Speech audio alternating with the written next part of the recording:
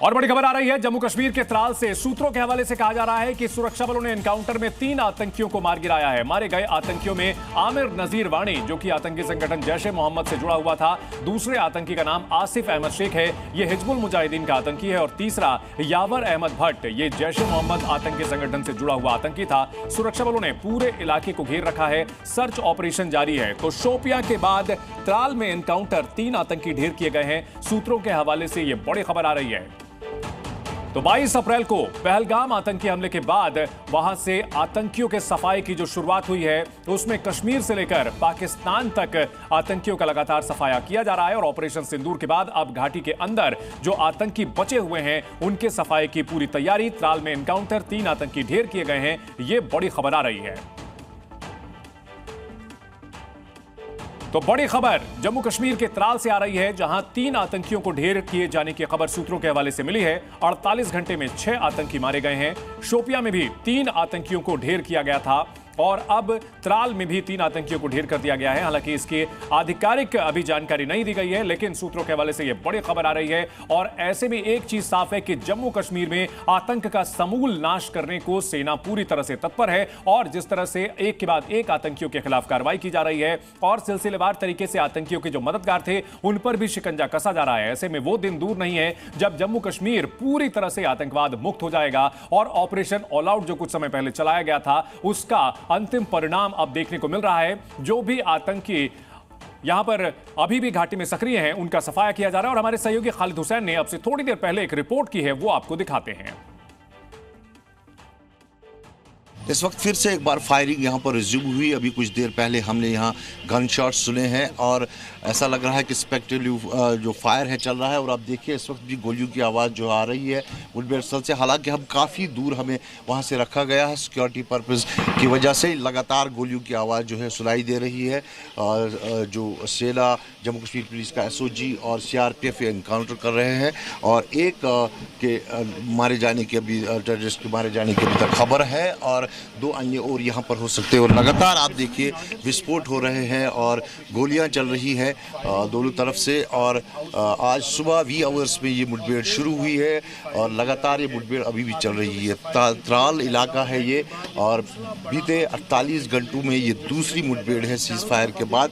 और पहले एनकाउंटर में 3 लश्कर के मिलिटेंट को मार दिया गया था और अब यहाँ पर 3 जैश के बताए जा रहे हैं, जिनमें से एक को मार दिया गया है। तीनों लोकल है जो हमें पुलिस सूत्र बता रहे हैं। और इसमें एक आसिफ शेख का नाम आ रहा है। हालांकि अभी उसकी पुष्टि नहीं हो पाएगी जब तक डेड बॉडी रिट्रीव नहीं होगी। आसिफ शेख जो यही त्राल का रहने वाला है और उसका घर भी ढहा दिया गया था जब पहलगाम हमले के बाद एक ड्राइव चली थी कि जो भी एक्टिव मिलिटेंट है के घर को जो है ढहा दिया जाएगा। तो उसमें आसिफ और यावर के घर को ढहा दिया गया था और एक अन्य, वो भी तीनों के तीनों त्राल के बताए जा रहे हैं। हालांकि आसिफ का नाम जो है पहलगाम हमले में डायरेक्टली नहीं था, लेकिन लॉजिस्टिक के बारे में बताया जा रहा है कि शायद लॉजिस्टिक उसने प्रोवाइड किए थे। अभी ये कह पाना मुश्किल है कि यहाँ पर जो मिलिटेंट्स हैं क्या वो तीनों जो है न्यूट्रलाइज कर दिए गए हैं। लेकिन फिलहाल स्पॉट से मैं आपको बता दूं कि फायरिंग जो है लगातार जारी है। कैमरा पर्सन सैफ मंजूर के साथ खालिद हुसैन, जी मीडिया, त्राल। और खालिद हुसैन इस बड़ी खबर पर हमारे साथ जुड़ गए हैं। खालिद, क्या कंफर्मेशन आ रही है कि तीनों आतंकियों को ढेर कर दिया गया है?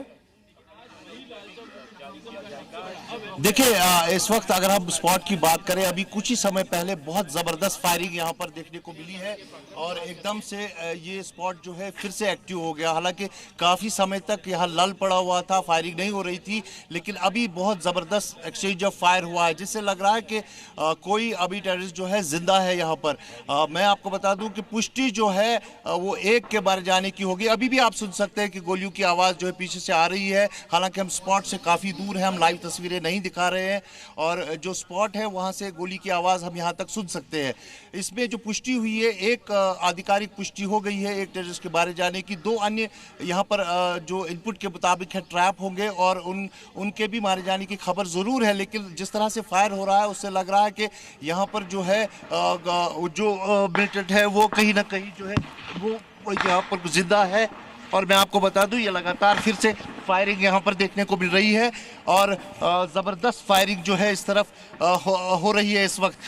जो जैश के 3 जो है वो बताए जा रहे हैं वहाँ पर है और उनके साथ जो है लगातार गोलीबारी चल रही है। खालिद आप सेफ्टी से पहले जो है ठीक से ओट ले लें, ठीक से ओट ले लें आप और कैमरामैन दोनों पहले सेफ रहें, क्योंकि गोलियों की आवाज हम सुन पा रहे हैं, अपने दर्शकों को भी सुना रहे हैं।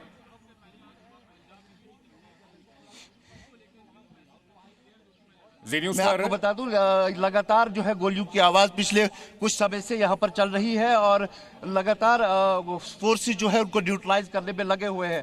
यहाँ आरआर का यूनिट है, सेना का एसओजी का स्पेशल ऑपरेशन ग्रुप है, सीआरपीएफ के कमांडोज है, अभी आला अधिकारी भी यहाँ पर पहुंचे हैं और लगातार जो है इंटरमीडिएट फायर जोर से हो रहा है।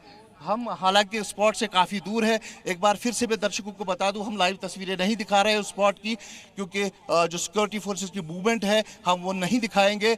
ऑपरेशन की क्या स्ट्रेटजी है, लेकिन हम काफ़ी दूर है वहाँ से और वहाँ मैं आपको बता दूं गोलियों की आवाज़ यहाँ तक आ रही है और लगातार ये फायरिंग जो है हो रही है यहाँ पर। अब तक जो पुष्टि हुई है एक टेररिस्ट के मारे जाने की हुई है, अभी जो है 2 अन्य यहाँ पर हो सकते हैं जिनके खिलाफ कार्रवाई चल रही है, लेकिन सूत्र बता रहे थे कि और भी जो टेररिस्ट है वो मारे गए हैं। कितने हैं खालिद, यहाँ जो आतंकी अंदर मारे गए हो सकते हैं उनका पहलगाम कनेक्शन भी निकल करके सामने आ रहा है।